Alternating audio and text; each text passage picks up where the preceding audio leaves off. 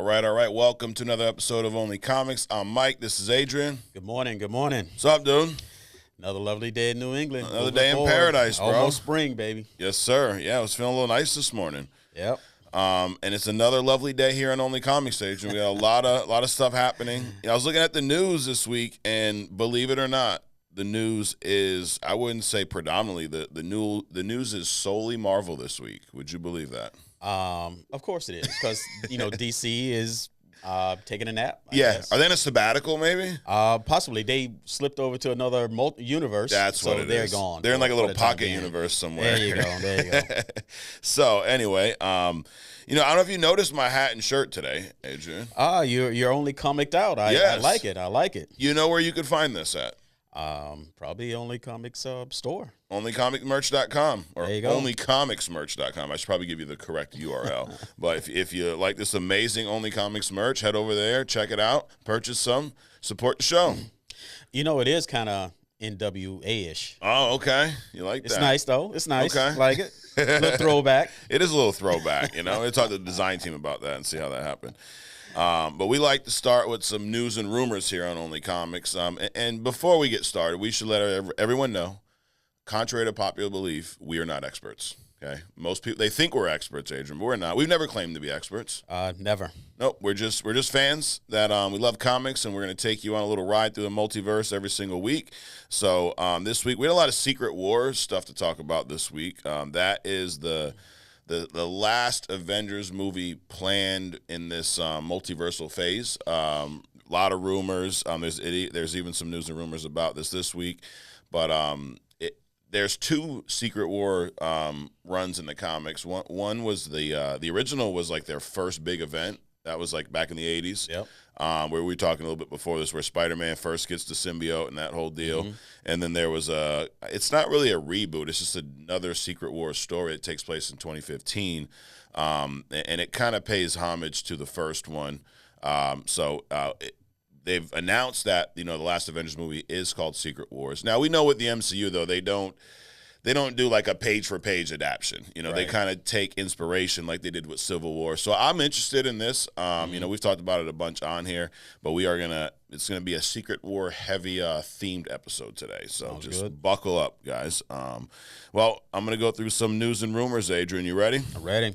All right, so first piece of news this week, speaking of Secret Wars, rumor is Hugh Jackman will only return for Secret Wars if Robert Downey Jr. and Tobey Maguire return as well. So this is one of those trusted sources, Adrian, that there somehow this news just magically appears online, and there's a trusted source that you've said it could be Tom Cruise. Mm-hmm. Could be, right? Could be. But anyways, whoever this is, they said Hugh Jackman told Marvel he will return for Secret Wars only if he gets to interact with Tobey and Robert Downey Jr.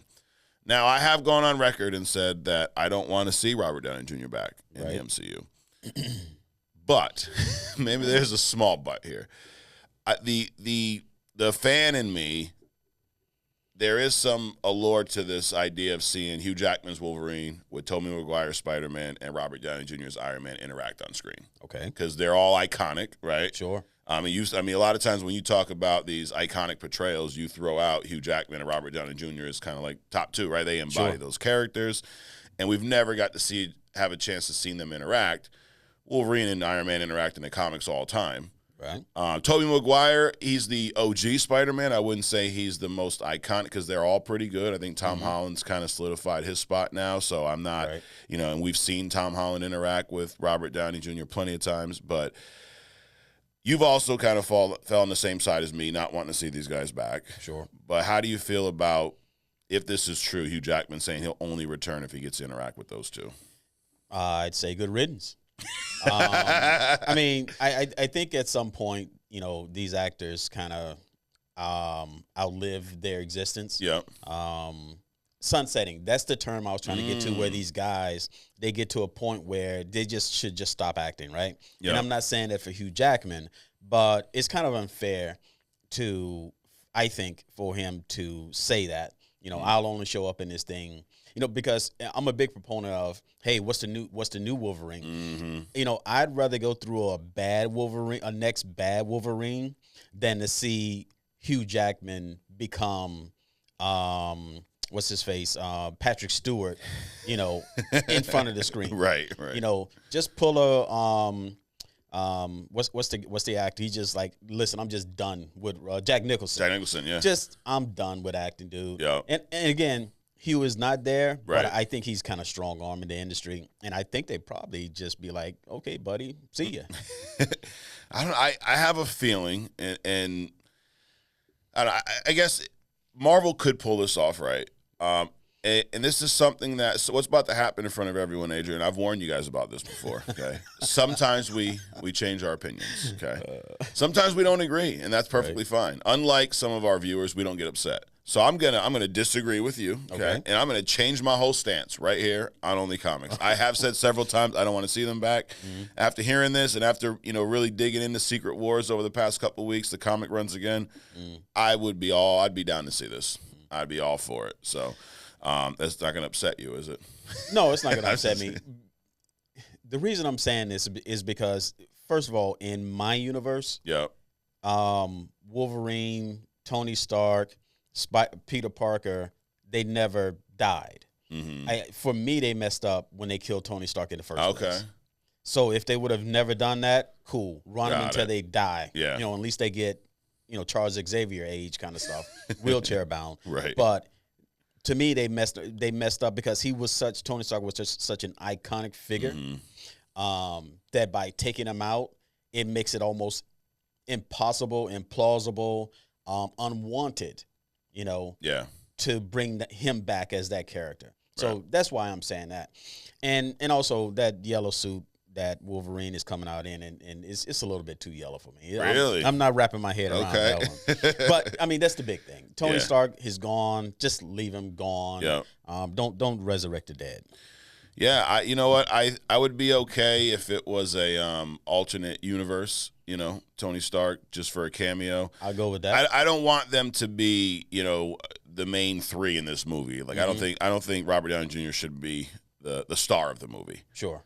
I'd be cool with a couple scenes because in Secret Wars, I mean, especially in the second one, a lot of it's based around the incursions, these other universes colliding to where there's basically in the 2015 one, there's two universes left, and they're colliding, basically fighting each other to be the last one surviving, and then everything kind of blows up. They end up in Battle World where there's just pieces of all these universes, But anyway, if something like that happened where we get a Robert Downey Jr. variant from another universe that crossed paths with Hugh Jackman and Tobey, I'd be cool with that.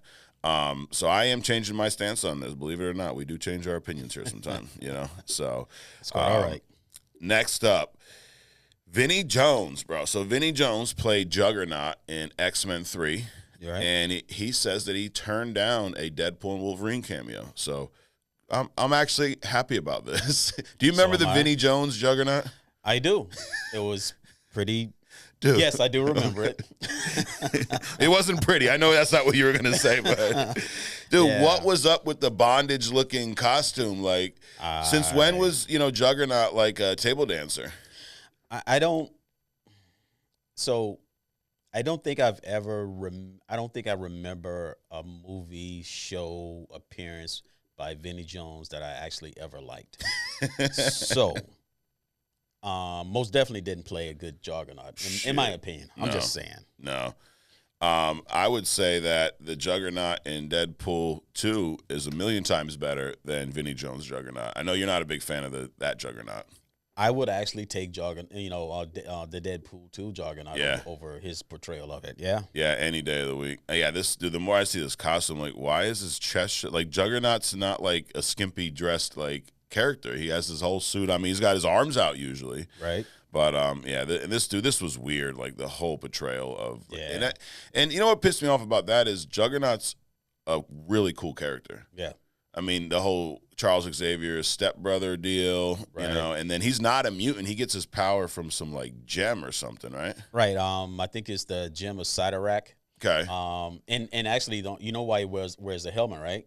For Xavier, right? Exactly. Yeah. So outside of that, he is completely unstoppable. Yes. So, but yeah. Yeah. And in this movie, he's just taking off the helmet every 14 seconds. He was in an interview recently. Now, this could be this could be 100% true, or it could be total bullshit. Because we do know that, if you remember, what's my man's name? Andrew Garfield denied being in Spider-Man No Way Home up until the movie was released. Like, literally days before, he's like, no, they never contacted me. And his ass was in that movie. So, Vinnie Jones could be bullshitting. But what he said was, funnily enough, I just got asked to do Deadpool, the new one. I spoke to the director. I just said it's such a drama putting on that suit, mentally and physically. I mean, it had its mental toll, as well as when you're in it, you can't do anything all day. You only drink through a straw, so we couldn't strike a deal. Then he goes on to say that Deadpool is one of his favorite movies of all fucking time. He really wanted to do it, but they didn't have the budget to put him in the suit. So I guess maybe because of how much of a pain in the ass it is to get the suit, he wanted top dollar, and they said no. I mean, it kind of sounds like that. But why is it such a big deal to put in the suit? The suit's barely there. I mean, your nipples are showing through it. You know, it's not like a lot of clothes to put on. I guess maybe the helmet. I don't know. I mean, it's like the girl with the Mystique. Yep, Jennifer Lawrence. Yeah. Oh my God, this stuff is like sticky and tacky and whatever. It's like, okay, then don't accept the role. Right. It's as simple as that. Don't accept the role. Yep. And he didn't accept the role for that reason. So, kudos to him. Yeah. And it does me the favor of having to, stomach watching him do this portrayal in a movie. So thank you, Vinnie Jones, for whatever the real reason is. I don't care, but thank you for never showing up in that BDSM juggernaut costume that you wore in X-Men 3 again. It's just ridiculous. And then why do you have like an Australian accent? Remember, I'm the juggernaut, bitch. Like what? What was that? I don't know. That was, Come on, man. You're making his memory worse than what it was when you first started. Dude, so think about Secret Wars, right? In the comic, there's two universes colliding. What if the Secret Wars that happens in the MCU is the MCU colliding with the Fox and Sony universes? Oh, my God, dude. Maybe they can just kill off the Sony and Fox universes for good. Maybe a good thing. So anyway, next up. Captain America 4. This is Captain America Brave New World. Your boy, Anthony Mackie's up in there as Falcon America, as we call him here on Only Comics. Now, we talked about this movie probably a few months back. There was rumors of massive reshoots happening because they started working on this movie.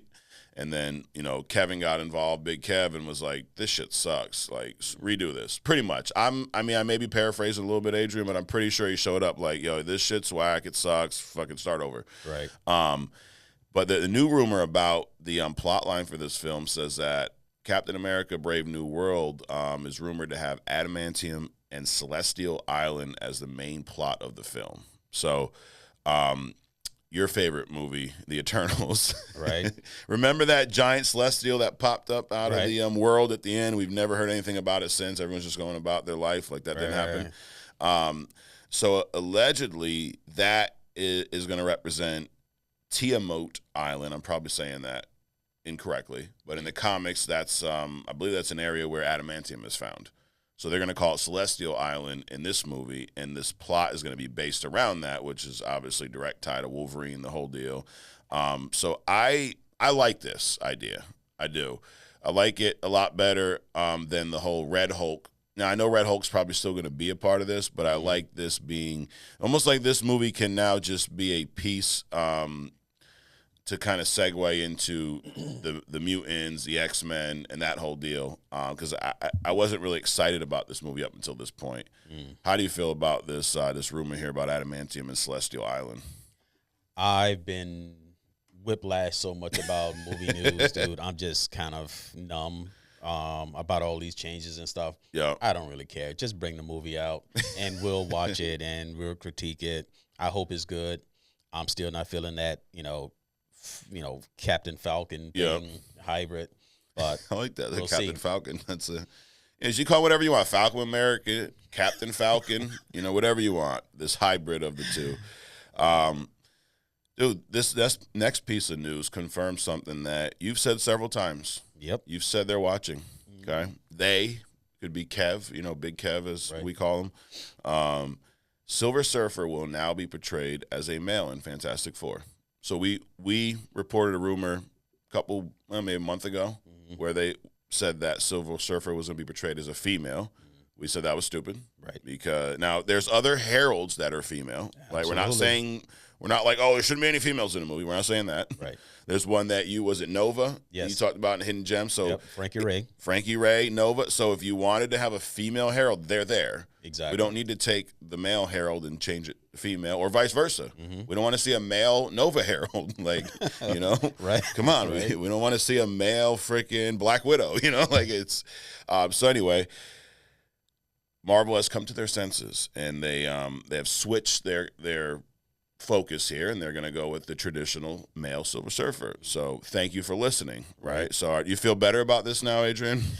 I do, but again, Silver Surfer is so powerful. I'm just curious as to how they're going to portray, the character in the movie. So I'm a little bit concerned about that. But, at least they're taking a step in the right direction. Yeah. Now, do you think Silver Surfer could solo the Justice League? Silver Surfer soloing the Justice League. I think so. Yeah. Because one of my hidden gems puts Superman at a different level to me. Okay. So we'll discuss that later. Oh, you're teasing the hidden gem for later. We're getting to that next, by the way. All right. So, yeah, I'm all for this. I do agree with you, though. I am a little nervous as to how they're going to portray Silver Surfer on screen because he's a badass character. Right. And from a power set, I mean, he's up there. Now, he's not a mutant, so I don't know. You wouldn't say he's Omega level, but would he compare to an Omega level mutant? Okay, so the definition of Omega level is that there's no real upper limit to your power. Okay. Right? That's one of the things. I think he does have an upper limit, but his power level is really, really up there. Yeah. True Omega level, I would say no, but definitely more powerful than Kevin Feige can, show him on screen. Damn, that's a challenge, Kev. Kev don't care. Yeah, he don't care. Hey, they'll get back to him though. His minions that are watching us. Right. Last piece of news for this segment: Daphne Keane teases a Deadpool and Wolverine cameo with a photo on her IG story last week. So Daphne Keane played X-23 in Logan. Laura, who, by the way, I loved. I thought that was great casting. She embodied that. Like, her portrayal was amazing. She shared a photo of her in the Jeep, the part of the movie where she takes over driving the car when Logan's all, half dead or whatnot. So she posted a picture on her Instagram story of her sitting in the seat shooting that scene with Hugh Jackman, directors in there talking to her as just I think there was no context. She just threw it out there, obviously adding some fuel to, because her name has been listed as a possible cameo in Deadpool 3 for a while. Do you think she'll show up, and do you want her to show up? I'm neutral. Okay. On whether or not I would want her to show up. Do I think that she'll show up? Probably not. Okay. There's already so much There's involved in this movie. Yeah. It's just so much, and it's just getting crazy because they have to do that whole timeline thing. They got the different Wolverines. Is it Xavier or the sister? Right. It's a lot going on. So I'll reserve judgment. For now. Yeah. I mean, I would like to see her again in something, but I do feel like, now this is all rumors, so who knows? We could, but there's been so many people rumored to show up. To your point, I wonder if it's going to be too much to manage, or if it's going to be something where there are just so many cameos that the appearances don't really matter. It's like the multiverse of madness. Like, oh yeah, Mr. Fantastic showed up. Professor they showed up for 15 seconds in a wasted scene. Yeah, that was just ridiculous. So it was like, once that scene was like halfway through, you're like, oh, this whole appearance is wasted. Yeah. So I wouldn't want to see them do something like that with these characters. But I would love to see the X-23 Laura character show up again somewhere, just because she's badass. Sure. Well, we like to end our comic news and rumors every week with a little thumbs up, thumbs down. This is where we just recap the news and let you know if we like this rumor or not. So, we're pretty loose with the rules here on Only Comics Age. Would you say so? I'd say so. We don't really have like a handbook that we have to follow. Right. I mean, the rule is we discuss comics and Only Comics, but sometimes some other stuff. Right. All right, you ready? I'm ready. All right, number one, Hugh Jackman rumored to return for Secret Wars only if Robert Downey Jr. and Tobey Maguire share the screen with him. I'm actually going to give this a thumbs up. Thumbs down. Oh, I knew that was coming. Your boy Vinnie Jones, who played Juggernaut in X-Men 3, says he turned down a Deadpool and Wolverine cameo. If this is true, I'm giving this a huge thumbs up. Thumbs up. Because no one wants to see that Juggernaut again anywhere. So, nope, I'm good. Not on a cereal box. No. No, maybe on a milk carton, right? Yeah. Where's Vinnie Jones? Oh, Captain America Brave New World with your boy. What you call it, Captain Falcon earlier? Yeah, whatever. Captain Falcon, Falcon America, whatever you want to call him. But Captain America 4 rumored to have Adamantium and Celestial Island as the main plot of the film. I'm giving that a thumbs up. Thumbs down. Okay. All right. You're gonna make a lot of people happy this week, Adrian. Why is that? Because sometimes they comment, they get mad when we agree. They're like, "You guys agree too much." I'm like, oh, okay, I didn't know like that. This is that a thing? Yeah, I guess we're not allowed to agree. Even if we do. I said, "Well, you want us to lie?" Right. All right. Silver Surfer will now be portrayed as a male in the Fantastic Four. I'm giving that a thumbs up. Thumbs up. And then Daphne Keane teased a Deadpool and Wolverine cameo with a photo on her IG story last week. I'm gonna give this a thumbs down. Mm-hmm. As much as I would like to see her show up, but there's just way too many cameos teased for this Deadpool movie already. Sure. Like, I don't want it to be oversaturated, so I'm giving that a thumbs down. I would say that it's cool, but definitely not a thumbs up. Mm-hmm. I'm gonna have to go neutral on this, which means it's a thumbs down. Okay, there you have it, thumbs down. Wow, you're almost thumbs down across the board this week, Adrian. The news is pissing you off, huh? The only good thing is Silver Surfer, playing his iconic role. Yes. Now let's just make it happen. Right. You think like Tom Cruise should play Silver Surfer? No. No. Nicolas Cage? No. How about Vinnie Jones? Nope. All right, next up. There's a little the anticipation for your hidden gem is building, Adrian, because you didn't share it with me this morning. Oh, I didn't? No, so it must be something special. But anyways, if you've not already, hit the like button, subscribe to our channel, share this with somebody else who you know will love comics or love us, one or the other. But right now we have a fan favorite segment here called Hidden Gem. This is where Adrian breaks down a obscure character, a lot of times a character who hasn't been portrayed properly on screen. So we've had some classics. We mentioned Nova. You've had Doctor Doom. Mm-hmm. You've had Havoc. You've had Forge. The list goes on and on. So check out the Hidden Gem playlist. You've had Flash. Which Flash did you do? It wasn't Barry Allen, was it? Well, it's for me. It's always the Barry Allen. Okay. There's always variants, but Barry Allen. Yeah, you did and then you did the John Stewart. Green Lantern. Correct. That was a big one.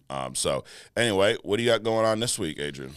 All right. So since we're on the X-Men thing, right, I thought I'd stick to that. And I kind of dug into the whole speedster thing.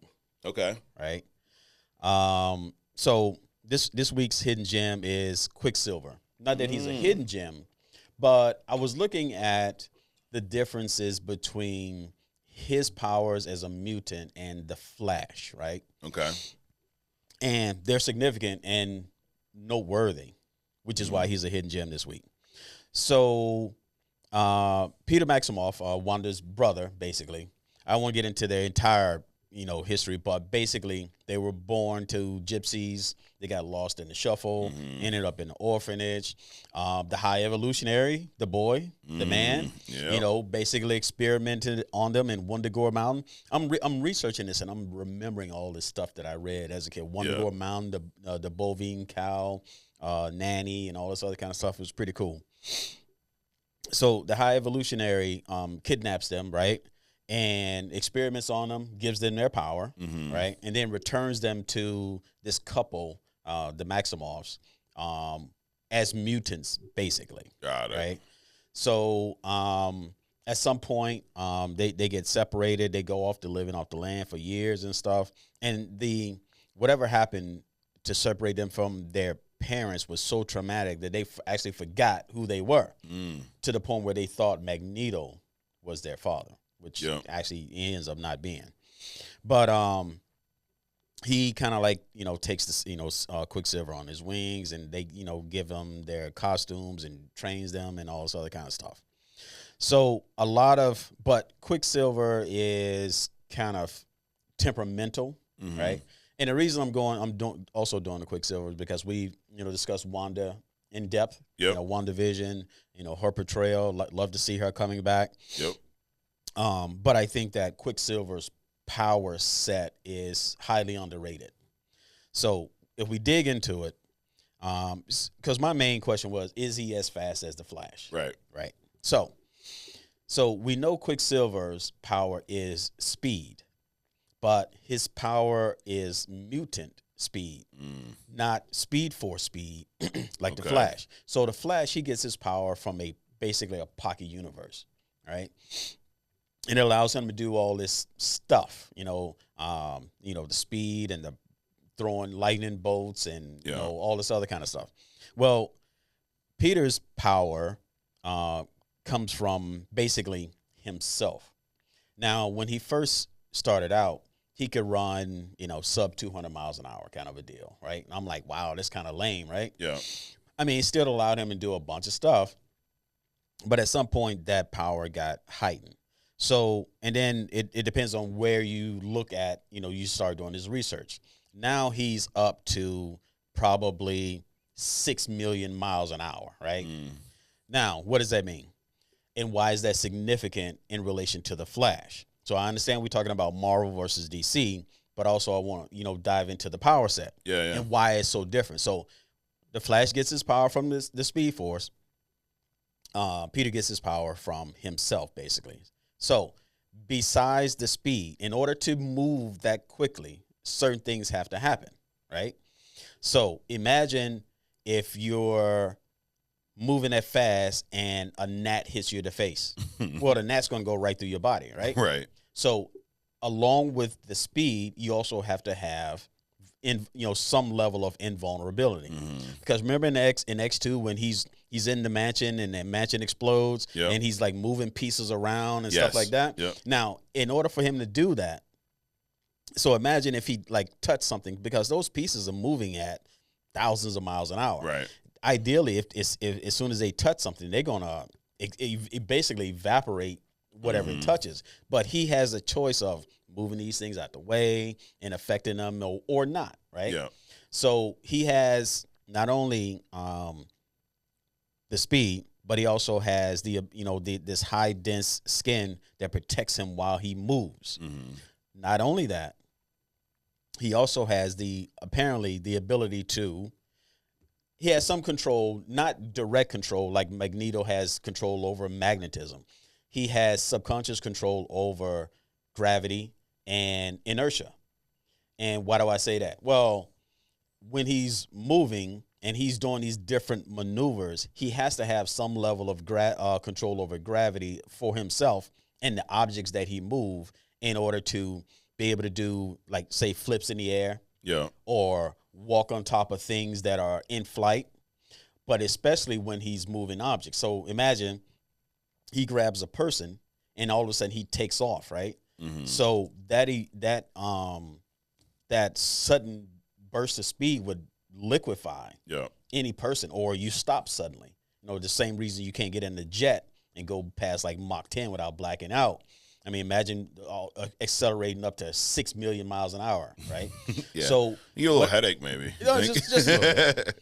So whatever he does, he does it for himself and the objects that he carry, which makes his power, I think, more interesting than the Flash, right? Yeah. Because he has to do that himself. Also, like, imagine, like, when he's running at these speeds, if he didn't have control over inertia and gravity, each time his foot hits the ground, it would be like a magnitude 20 earthquake. Right. I mean, he would just be destroying shit every time he took off, right? Yeah.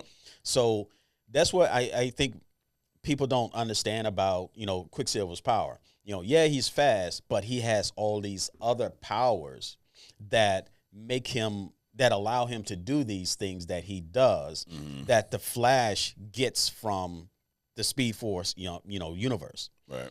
This is a mutant power versus something that he harnesses, from somewhere else. Yeah. Right.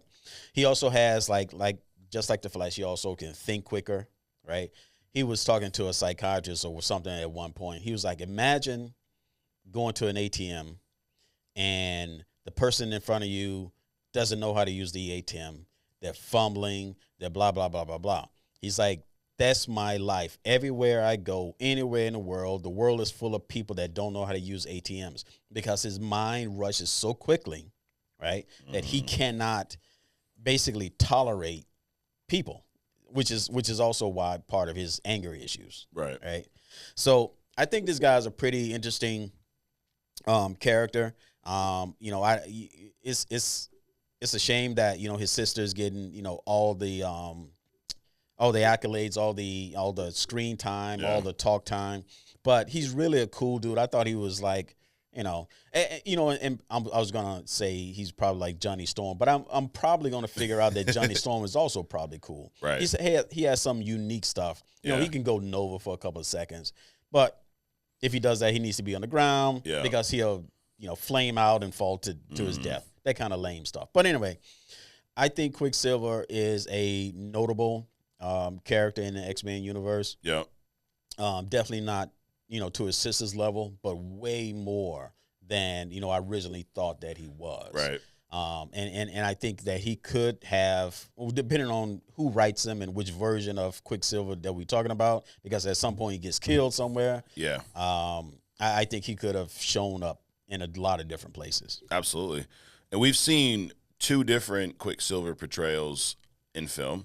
Right. You mentioned the X-Men one, and there was, I think it was 2 movies he was in. It was Days of Future Past, where he made his debut, and that was when they broke Magneto out of the Pentagon. Right. Remember that was a cool scene with they're in the kitchen, and then that's where he first kind of freezes time. Well, not freezes time, but we get inside of his mind, and he's moving the bullets out of the way, and he's making the security guards punch each other and all kinds of cool. Like it was funny scene. And then the one you're talking, I think it was Apocalypse maybe when they blew up the X Mansion, and he's running up the wall. I mean, very cool, really cool scenes. But he was treated as kind of like a side act, right? In those 2 movies. That was Evan Peters, who great actor. I don't know if you ever seen American Horror Story, but he plays several different characters throughout that anthology. But great actor. And then we saw in Avengers: Age of Ultron, you're talking about Wanda. Her brother version was Aaron Taylor Johnson, maybe I think the name. Well, he was killed in that one, right? Which I think he was wasted in that movie. Any version of Quicksilver getting wasted in a movie, because I'm not used to. Again, I've been reading these comics since I was 13, 14, and nobody has ever died. So now all of a sudden they're killing off these characters. So it's like, whatever version of them, that's not something I'm used to, especially when you kill off, a Tony Stark. Yeah. I mean, you're talking about, him being so fast and almost being, invulnerable to a lot of, like, is it crazy that he died from like a shot? Like, I think it was like a gunshot that killed him. It is crazy that he died from something like that because, the velocity. Oh, and by the way, 2 things. So he also has this thing where you see him where he stops and he's like looking at stuff and contemplating or eating, feeding his face or doing all kind of stupid stuff. So he's actually still moving, but at a speed that's imperceptible to the human eye, which means that he's kind of at rest in his super speed, and then he can still accelerate beyond that. Yeah. Same thing Flash can do. Now, the difference between he and Flash. Flash is, so Quicksilver is like a 6 million mile an hour guy. Okay. Right. Flash is like a speed of light guy, which is 186 million miles an hour. Yeah. So that whole controversy about which one to beat, there's no competition. Yeah, no. Flash would still decimate him. Yep. However, Unless they it's have Ezra similar Miller. type power. Unless it's Edward, Ezra Miller. Yeah. Of the two portrayals we've seen, the Evan Peters or the I just had this guy's name, Aaron Taylor Johnson, who's actually going to play Kraven the Hunter. That's him in that freaking. Really? Yeah. Oh, he looks like a completely different person, right? Oh, he does. Yeah. He does. I mean, he was in great shape when he played Quicksilver too, but yeah, he's definitely put on some mass since then. Yeah. Which one did you feel was more comic accurate?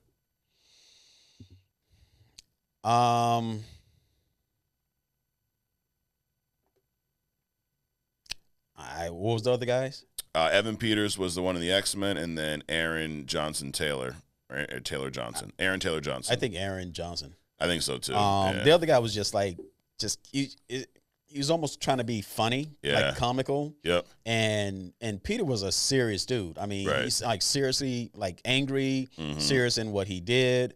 And they had a rough life. Yeah. Growing up, him protecting his sister and all this other kind of stuff, and then being in prison, and I mean, just going through everything.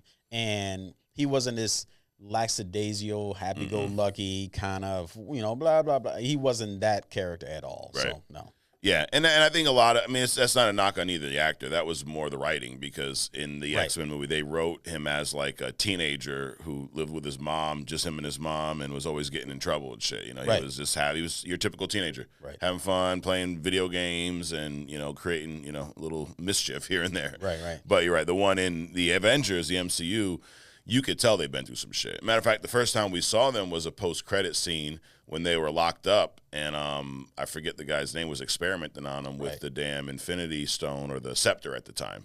Almost like you talked about the High Evolutionary experimenting on them.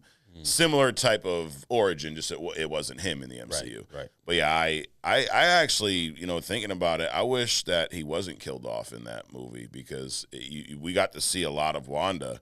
But to your point, he's got no shine, and he is a very interesting character. Right. But that Aaron character, I think this Kraven the Hunter is going to be his thing, though. Yes. And I've said that, you see people bounce around, and it's like, oh yeah, no, that doesn't fit him. Like Vinny's not jogging out, right? So, but I think Kraven is going to be this Aaron guy's thing. Yeah. Yep.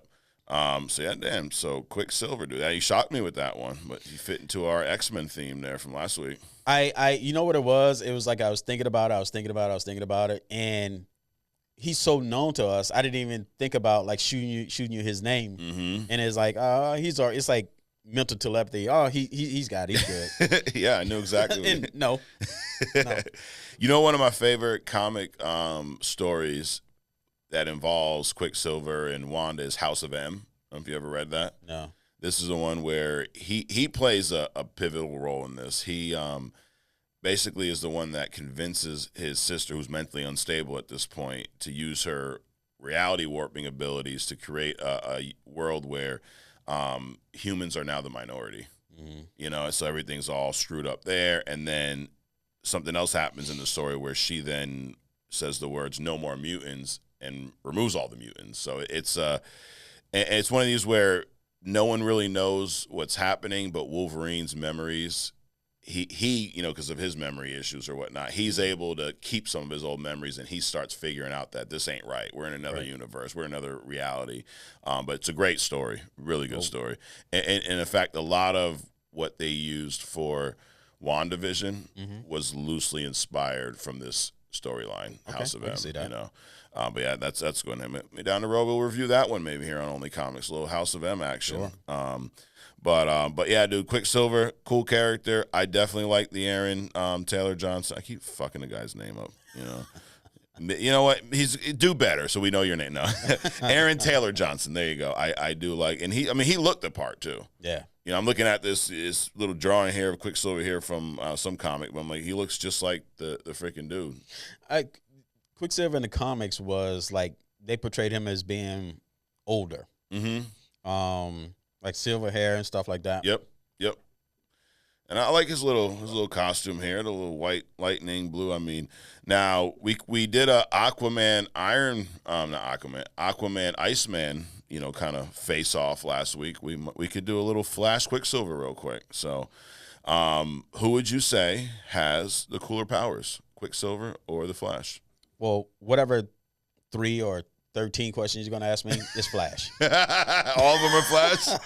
Cooler costume, too? Cooler costume. All right. Who'd win in the fight? Flash? Yeah. And better on-screen portrayal.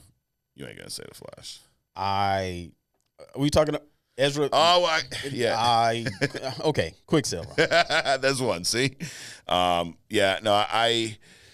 Is Flash costume cooler? Yeah. Yeah, it definitely is a cool looking character. Well, there you have it. There's our hidden gem for the week. Anything else you want to say about Quicksilver? Interestingly, if depending on whose scale you look at, and the reason I brought up Superman, he's like lesser than now. Quicksilver was like a 5 or 6, and Superman was like a 7 or 8 when it came to speed. In other words, Quicksilver was faster than Superman. Now, really? I'm assuming that's like across the ground kind Okay. of stuff. Yeah. Because going 6 million miles an hour through space is not going to get you beating Superman as he travels like that. Correct. But who knows? Who knows? It depends on the writer. It depends on the day. True. Are you insinuating that Quicksilver would solo the Justice League? No. No. No. Not at all. See, we're not crazy. People are like, what are these takes about the Justice League? No, we're not insane. We're willing to admit what you guys are not. Right? I mean, that's a pretty fair way to put it. Well, there you have it. That's our hidden gem. If you like that, check out the hidden gem playlist on our YouTube page. Hit subscribe button if you haven't already. And now, Adrian, it's time for Agree to Disagree. Let's do it. And this is where I rapid fire a few. Sometimes today I got 7. Sometimes I got 10. Sometimes I got less. And these are as my man, I forget what his name was a few weeks ago. He said I should watch the whole show before I comment. Yes, you should. There you go. So a lot of people get very, very. It's a condition out there, Adrian. I think you know what it's called. It's called butt hurt. It happens. It happens to adults. Happens to children.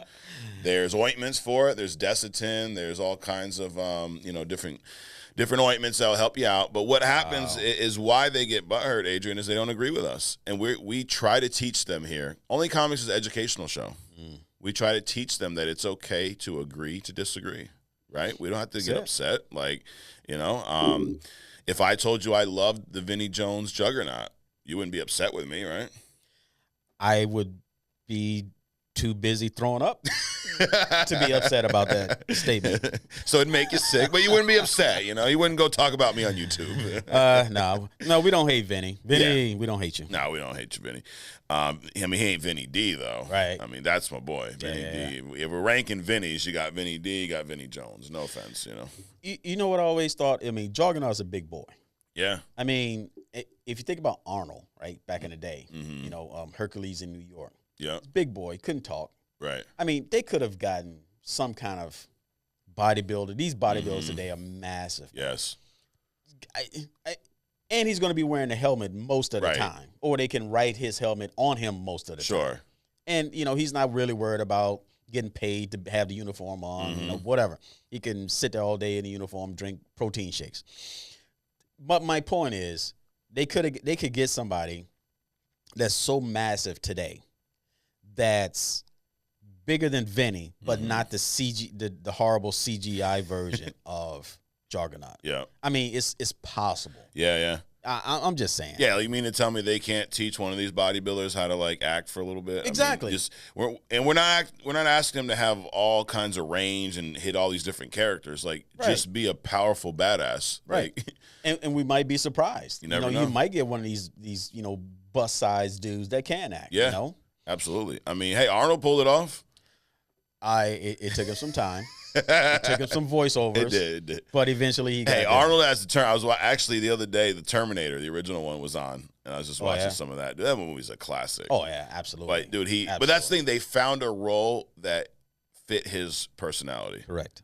Quiet, robotic, real stiff, and he played that thing. I mean, you thought it was he acted like a robot. It was cool as shit. But yeah, I agree. They should. I mean, remember the old Lou Ferrigno Hulk? Yeah. I like that stuff. That's back in the day of like the original Spider-Man on cameo, And then they messed it all up with that, that bear hat wearing Thor or whatever that was, So it was pretty cool. Yeah, it was definitely. All right, agree to disagree. Let's do it. I'm gonna rapid fire 7 of my opinions over at Adrian. He's gonna let me know if he agrees or disagrees, and then the real fun starts where you all do the same. But you guys don't usually take it as well as Adrian for some reason. I don't know. Maybe you have a higher level of emotional intelligence than some of our fans.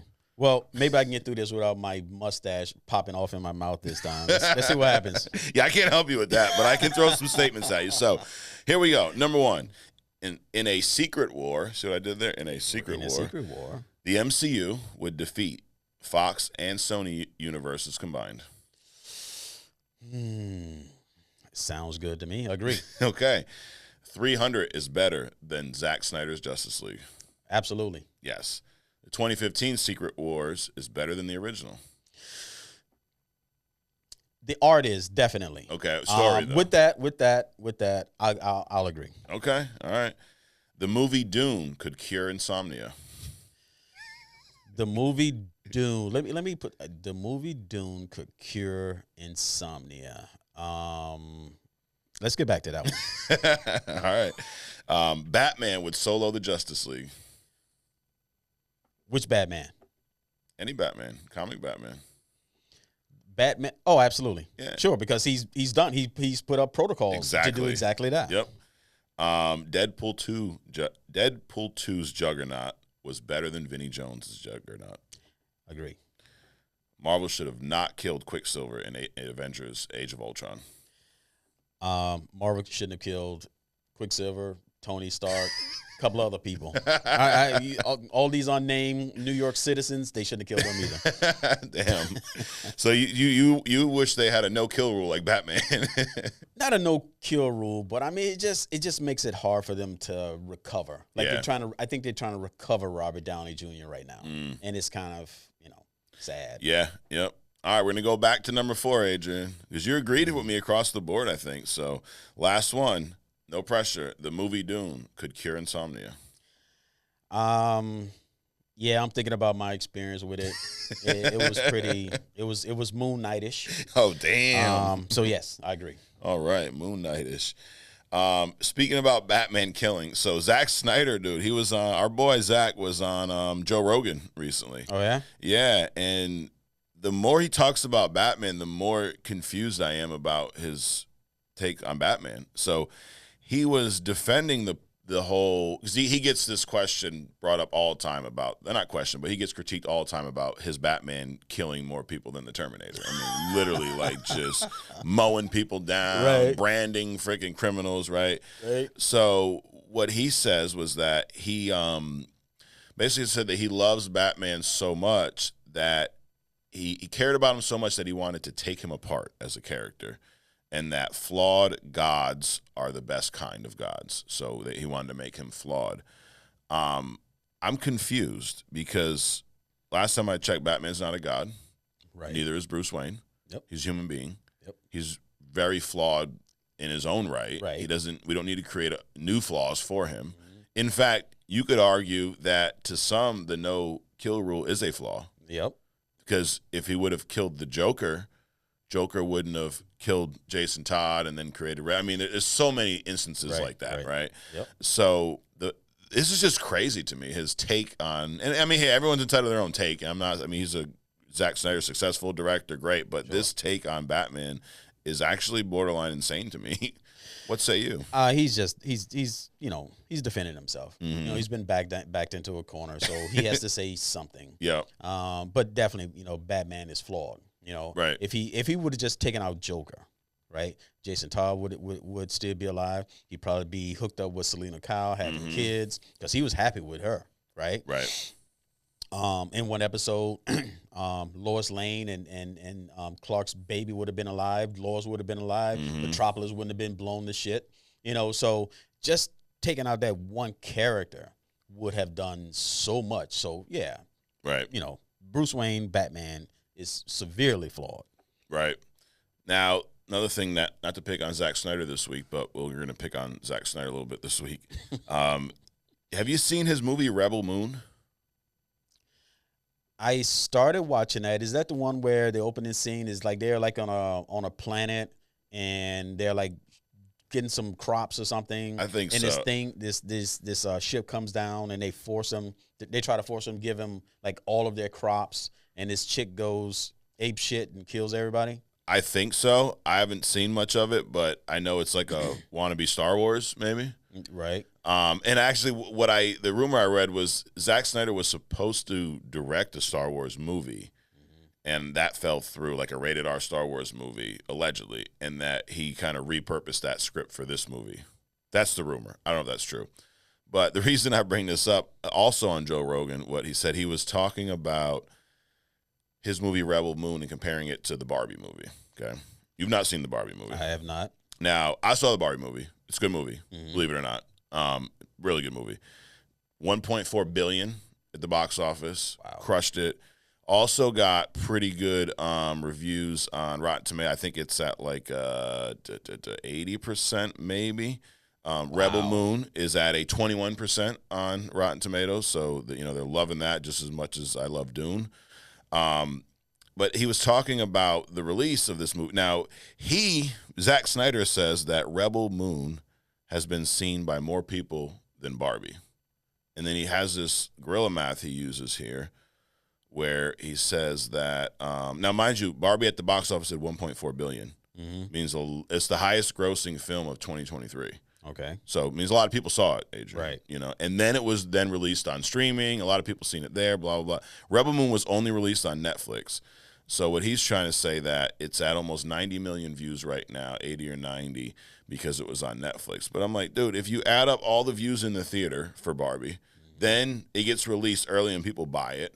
And then it gets put on different streaming platforms. Like it was on Max for a while. I don't know where the hell it's at now. But I'm like, I'm calling bullshit on this. I don't think that more people have seen Rebel Moon. Now, I know this statement's true. More people like the Barbie movie than Rebel Moon. That's for damn sure. But now you've not seen the Barbie movie, but that's crazy to me, his guerrilla math he's got going on here. Yeah, I'm looking at the stats here. IMDb got it at 5.6. Rotten Tomatoes got it at 21%. Audience score 58%. Jesus. So I'm gonna go bullshit on that one. Yep. So I don't know what he's thinking. And yes, it is the one that I was talking about. Okay. And it's also kind of Moon Knight-ish. I only got through. I didn't get through the first episode. Got it. I mean, it seemed interesting, but not interesting enough to go back. Yeah. I'll probably go watch this before I watch Moon Knight for the third time. But I don't see the numbers. I agree. I don't see the numbers. No, I think he's losing it, dude. I mean, hey, listen, I like Zack Snyder. I got no issue with Zack. I mean, I think his version of Justice League is highly overrated, but it's not bad. So we got we get some independent comic books sent to us from on occasion here, Adrian. We reviewed it was Extra Man probably about a month ago for our friends over at Kindred Comics, and had an individual here reach out to me a few weeks back about a comic he's putting together called The Monster Among Us. Yep. So you check this thing out? I did. All right. A little hesitation there. You got me nervous. So I read through this. I would say I liked it. I thought it was a fun. It was different. It was and I think that was one of my critiques about the other one we read, is it felt a lot like every other comic story, and this did not to me. So that was cool. The artwork feels a little unfinished. I'm not gonna lie. I think there's a lot of white space that in certain panels where there's more shading, it looks a lot better. So I don't know, if this is the final product, but I enjoyed this little short teaser. How'd you feel about this, Adrian? So I don't know if you read up in like in the first couple of pages where they talk about these awesome graphics and these handcrafted writing, all this kind of stuff. I thought that was kind of presumptuous. Okay. And I did like the art. Yeah. I did not like the text. It was hard to read. Yes, the font is a little hard to read. Fonts. It was uncomic book style. Yeah. And I don't care, what type of comic you write. and I'm not saying you have to stick to the exact font, but it's got to be legible. Yes. Right. Yeah. So, I've also gone through. I have not gone through all 37 seasons of The Walking Dead and all the spinoffs. Yeah. But I've seen a lot of zombie stuff, and this is nothing fresh to me. Got it. And then it was like a quick thing. You know, they went into a prison. They saw some zombies.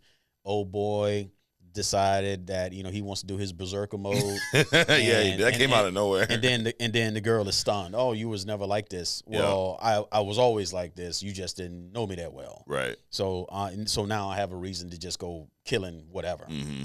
So I mean, it was entertaining, not original at all to me. Okay. You know, I did like the artwork. I don't mind white space. Yeah. But the text was what really kind of like killed it for me. Yeah. So. Yeah, I agree. Some of this text is pretty hard to read, and it's just the look of the text is not consistent. Now, I am not a zombie fan. I watched like one episode of The Walking Dead, and I was like, I'm not here for this. It's just like Last of Us. I love the game. I love the show, but that has a lot more to it than just the zombie shit, you know.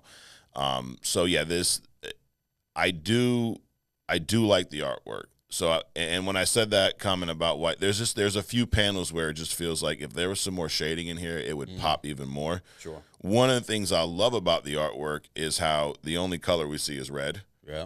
That really pops. And if you're doing something where you're killing zombies and shit, and there's going to be a lot of blood, like that's cool. That Sure. And I like these the characters. They look cool. Yeah. You know, I think the drawings of the characters really cool. I do agree that the whole Berserker stuff came out of nowhere, but obviously, you know, they're probably teasing some history between these two characters that, you know, maybe they knew each other as different versions of themselves, and now they're reconnected because of this whole zombie apocalypse deal. But I agree with you. I mean, I've probably had enough zombie shit for a long, long time. But I will say the same thing, like that was said to the other creators. Dude, this is awesome that you got this far with this idea. Because most people have millions of ideas and don't act on shit, you know. So I don't think it's horrible. I would give this, if I gave it a score, and I'm treating it like I would, you know, a Marvel DC, I'd give this thing a 7, solid 7. You know, not amazing, not horrible, definitely above average. Right. You know, I'm definitely a little intrigued, but I'm not a zombie guy. Right. And I like the way it ends, kind of leave you on a cliffhanger. We just, you know, whacked all these zombies, and my man's lighting up a cigarette or whatever, and she's like, what the fuck's going on? You know, and here walks Monsters Will Return. So I gave it a 7. What would you say? I would probably say a 6. Okay. You know, I agree. Definitely, it takes a lot to take something out of your head and put it in front of people, and then to send it someplace to ask for Absolutely. a critique. So, you know, I applaud the team on that. Definitely don't use this as a discouragement. No. But I mean, you have some old eyes looking at your comics in a genre that's not really original. But, you know, people that make bread, if you make new bread, you know, put your own spin on it, set it at the around the same price point, and the price point for you is the fonts. It's got to be clear. The storyline was good, I thought. Yeah. Even though I didn't see that they actually got anything out of the penitentiary that they went in there for. So I would say that the font is your Achilles heel in this thing. The artwork is good. The storyline, even though it was brief, it made sense. Yeah. And clearly there's some kind of dynamic between these two, even though they might not know each other that well. Clearly, but I would be excited to read this moving forward as long as they cleaned up the font thing. Yeah. Because I think that dynamic that these two characters have would lend itself to a broad range of storylines. Sure. Yeah, you could do a lot. You could do a lot with this. So, you know, keep it moving. Keep it moving. And I like the gruesome like artwork. Like, you know, I'm looking at the scene where shooting the arrows through the heads of the zombies, like, and you see the skull crack and the blood splatter. I mean, that's a little attention to detail there. Then there's this one panel where she's standing on top of the police cruiser here, and he's slicing zombies, and you just see kind of blood splattered throughout the page. So real unique artwork. Right. And then this last one here. Now this part kind of comes out of nowhere. That it smells like bacon in here. Fuck the police. Like I'm down for any type of social justice stuff being included. In comics and other art forms. I think that's cool. But it kind of came out of nowhere. Like I didn't know that was like, I thought it was a zombie apocalypse. I didn't know it was like a thing against the police in this. Like, what story are we telling? But like you said, he always wanted to say that. Yeah, exactly. So for whatever reason, I mean, it took up some space. Yeah. I would put that under not really being creative. Right. You just had a panel and you needed to stuff something in there. So yeah. But I mean, outside of that, it's pretty cool. And I like the very last one. When the dude is like, here comes monsters. Yes. I mean, that art, that's Wolverine-ish. Yeah. To me, it does give me Wolverine it's pretty vibes. cool. Wolverine and what's the other the girl, the X-Men? Oh, Laura. Yeah, X-23. Yeah. So no. The sword wielding girl in the X-Men. That's usually in the X-Men. Oh, Psylocke. Yes. Yeah. Yes. Yep. Yeah. It does kind of give Psylocke vibes. So that's a pretty cool wrap Yeah. up. And then of course you get into every other way that you can get contacted and get paid. Right. I don't that second to the last panel. I wouldn't put that in your comic. I would put that someplace else, but whatever. Yeah. I really like on that panel, the whole fuck the police panel, but I like him cutting up the zombies at the bottom of that panel. That's very, very detailed, that the head being cut off, the arm, you can see the bones and shit. You can see the bottom of a man's spine. Like that to me, that's stuff that's different, Right, that's cool. Right. And I do like this kind of silhouette panel too, where you see the zombies on the ground, you see some blood splatter, but it's just all black silhouette right before the end scene with the cigarette. And so yeah, hey, a man who sent this to us. So you can check. They have a podcast too. They're promoting here, Indie Inkwell, live every Wednesday at 6 on YouTube at JJS Comic Stuff. So check them out as well. Here Walks Monsters. I don't know if this thing is like for sale or anything yet, but the guy's name is Ash Can. So congratulations, Ash Can, getting your idea out there. Good stuff. And anyone else, you want to send us some comics, we're all down to review, and we will give you our honest feedback. And like you said, Adrian, I mean, it takes balls to do this and to send it out and, hey, to get critique, because we have no incentive to bullshit or give you feedback that's not true. So anyway. Dude, speaking of comic art, I didn't send this to you, but I got to show you this. So, Batman Cape Crusader. We've talked about this show here. This is it's not a reboot of Batman the Animated Series. The art style kind of looks similar, but it's supposed to be more adult. It's supposed to be more grounded stories.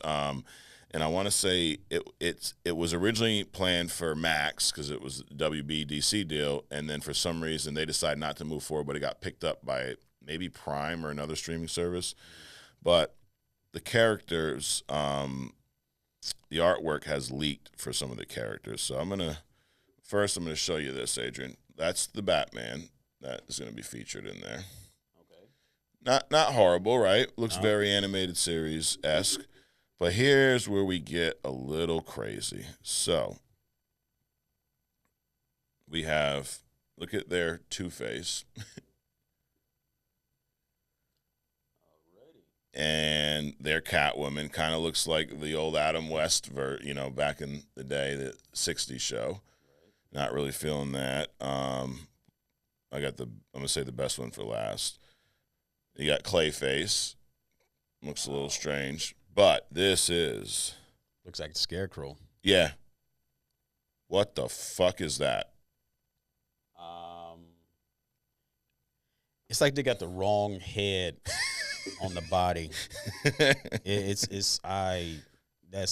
just looks weird. Yeah. I mean, That's supposed to be Harley Quinn. In what universe is that Harley Quinn? My question when I see shit like this, very simple question. Why? You have so many character models to pull from that are much better looking than this, right? Like, don't make the artwork a distraction. Right. Don't make the artwork something that we have to critique. Let's critique the story. Like that we got characters figured out how they should look. Harley Quinn's been in the comics for, 30 years now. Yeah. We know how she should look. We know. Why does Two-Face have, 3 scratches on his face? The melted, that is the iconic. Not saying you have to match it perfectly, but that Harley Quinn's ridiculous, dude. At least make him look like Hex as opposed to, Scarecrow or something like that. I think this is a situation where they give writers, artists too much leeway. It's just like a highway. You have a speed limit, and then you have a width. So as long as you stay within the speed limit, that's back and forth. And you stay within these lanes, you can do pretty much whatever you want to do on the highway. Right. But they're letting them slide off into the woods, down the mountain ranges, do Mach 2 on the highway. So they just destroying these characters. And probably 10 years, dude, they won't even look like what we understand to be, these characters. Yeah, I don't get. I mean, and I'm all about them tweaking stuff. I don't think it should look exactly the same every time. Sure. But like Harley Quinn, that's a joke. No pun intended. Yeah, right? No pun intended. Make them so that they're not just you're not wondering whether or not you're looking at the character. Right. It's like, is that Harley Quinn? Is that exactly? Because if I didn't tell you that was Harley Quinn, you wouldn't have known that was Harley Quinn. This just some card player. Put on a suit. I don't know what that is. I'm still not sure that it's Harley Quinn, even though the name's there. And the Two-Face, what did he just get? He cut himself shaving or something. I don't know what's going on. And it's a cartoon. It doesn't have to make perfect sense. Exactly. Yeah. So no. I think it's too much creative freedom, and you gotta probably just got a bunch of people out here that just they aren't vested in the character, and they trying to do their own version of whatever it is they're trying to do. Absolutely. And they're just messing the characters up. Absolutely. So, up next we're going to talk about Secret Wars. Now, what we're going to talk about, we're going to kind of have an open discussion here, Adrian. We're going to go back and forth with some of the 2015, some of the original. But the reason we're talking Secret Wars, a while back I said on Agree to Disagree that Secret Wars should reboot the MCU. You agreed with me, and we've had some questions as to why do we think that? How could Secret Wars reboot? And you read the older one recently, correct? Right, the original one. The original one. Have you read that one before? Yeah, I read it when I was in high school, or something like that. Got it. Was that it? Do you remember when it was released? And this is I think before I was old enough to understand how to read comics. Actually, it came out in '84, so I wasn't born yet, so I couldn't read it. My mom wasn't reading comics to me when I was in her stomach. So, but anyway, it was, and it ended April of '85. I was born in December, so it was before my time, Adrian. Wow, look at that. Wow. But this was the first real event that Marvel put out, right, as a comic. Yep. Now, so you remember when this was released? Yes. Was it a big deal? Oh, it was a big deal. It was a big deal because you have all of these super everything, all in one spot. Basically, life and death. And it was almost like when the world stood still. Like the original black and white version. The alien came to Earth, and he gave humans this mandate, and they got it all wrong. They thought that the alien wanted peace, and that he wanted war. So it was kind of like that feeling, but then you saw all of these people, all in one spot, and they just kind of bubble. And the people that you expect to bubble up to the top, doing what they doing. A lot of people took backstage because they had to. So it was an interesting, and it's of course easier to do in print than it is to do on the Sure. big screen. Yep. So it was just an interesting way that they put everything together. Yeah. Did you know at the time that the reason this event even happened was they were trying to sell a toy line and some type of role-playing game called Secret Wars? I did not. Yeah, so that's why they wanted them all together, I guess, because they had this toy line that they were promoting in some game. So they, decided to put out a 12-issue event to kind of help sell that. But in doing that, they created a fucking hell of a story. Oh, wow.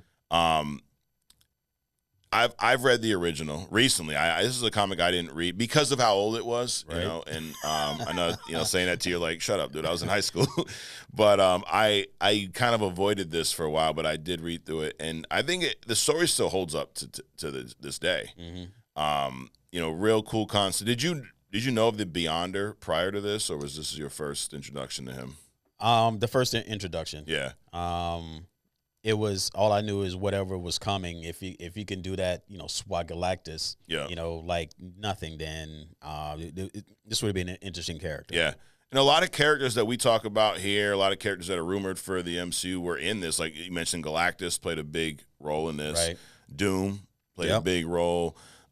We get to see, we were talking last week about Charles Xavier, like who's better, the wheelchair one or the one walking? We got walking Xavier in this one. Right. And he's as big of a dick as he was, dude, right? He was just off the charts. Yeah. And it was almost like he had something to prove, right? Because like I'm walking now, so let me show you how I run this shit. And which, it kind of goes back to the whole, our flawed gods comment by Zack Snyder. Like Charles Xavier's flawed. Oh yeah. And we got to see that in this comic done well. And we saw the conflict between him and the rest of the X-Men at times, which was cool. And I mean, the whole premise of this pretty much is the Beyonder brings all these, or not all these, certain heroes, certain villains to the battle world that he created. And basically tells them, one of y'all you kill your enemies, I'll give you whatever you want, essentially, right? And Doom is like, oh, fuck yeah, this is my jam right here. Like, this is perfect for Dr. Doom. You're a big Doom guy, right? Did you like his kind of representation in this comic? Not initially, because he was like a not a parrot. Well, yeah, like a kind of a parasite. Okay. To Galactus. Those fish that, they wait until the shark just catches a prey and starts eating on it. Yeah. And then these like parasite fish that just eat all like the scraps and stuff. Like a vulture. Right. So I saw Doom like that. He basically, used Galactus to get what he wanted out of it. So he would just, like when they first flew up, Galactus was going to, show the Beyonder who he was, and, Beyonder swatted them back down, both of them. Yeah, like nothing. So that was kind of interesting to see that. It was interesting to see, but it was cool later on where he just got into his Doom role, snuck on board, figured out, that Galactus was going to bring the ship. He snuck on board the ship. And then Galactus figured out that he was on there and just kind of like tossed them out. Yeah, smacked the shit out of him. It's cool to see everybody do what they're going to do regardless of the situation. And I think that was the most iconic part about this whole comic to me. Dude, and a lot of the comic panels were just crowded with characters. Like this was so different at the time. And I mean, I forget who drew this. It was written by Jim Shooter, penciler Mike Zeck, and Bob Layton. I don't even know who these guys are, but they did a great job doing managing, because this is the first time anything like this has been done. Right. There was some Conquest of Champions or something that came out prior to this, but I think that was like a test run, and they kind of perfected it with the and. I mean, this started a trend with Marvel. There's so many of these events. Like, we were talking about the app recently. Here I'm promoting Marvel shit. They ain't paying us. But Marvel Unlimited comic app is great, especially for reading these events. But, I mean, there's so many events that they have now, from the Civil War to Devil's Reign came out a year or two ago. But I thought this was great. Well, I mean, this also, I'm looking through this, and it's like, this is the Captain Marvel. This is why I didn't understand the blonde female Captain Marvel, because this was the first Captain Marvel that I was introduced to, Monica Rambeau. Yeah. So that's why I was confused about, who this other person, who this chick was that just, came up on the scene and stares at everybody like she don't want to be there. But it was a lot going on. There was like those panels were like a giant T-shirt or a giant poster at some point. Yep. But it's like everybody had attitude, man. Yes. And it was cool. Wolverine, of course, wanted to kill everything. Of course. You couldn't have. I like the way they selected the leader. You know, Reed had mentally checked out, so he didn't want to be bothered with it. Yep. So Cap stood up. Even Xavier didn't think that he would be the best leader for whatever reason. Yep. But then in the background, still trying to run shit. Yeah. So it was interesting. Yeah. It was an interesting dynamic. We got to see everyone kind of do their thing. Like Cap was Cap, like you said. Wolverine was Wolverine. Even Magneto, he was playing both sides. I mean, he kind of lured Wasp into his little flat, I guess, if you will. It's funny because they're all like fighting for their lives, and he's like, let me just bring this chick back to my house real quick. Like, typical Magneto shit, right? Nightcrawler was in this, Colossus, Cyclops, She-Hulk. Johnny doing what teenagers do. Yes. Hooking up with the girl down the block. Healer. Yeah, he can't even talk to. We got to see, you mentioned Mr. Fantastic, the whole Fantastic Four was in this thing. His whole, turning back to his regular self because he's in this, weird planet or whatnot. Now, reason we're even talking about this is because there is an Avengers movie titled Secret Wars coming out in a few years. And a lot of these characters that are in Secret Wars have shown up in the MCU. I mean, She-Hulk, we've seen She-Hulk, fortunately or unfortunately, depending on where you fall. We've seen, obviously the X-Men, not in the MCU, but the X-Men are present in another universe. Cap, Captain Marvel, that whole deal. So a lot of these pieces are kind of in play. Now, have you gone through the 2015 one, the newer one? I have not. Okay. I browsed through it, which is why I said the art is a lot better. Yeah, got it.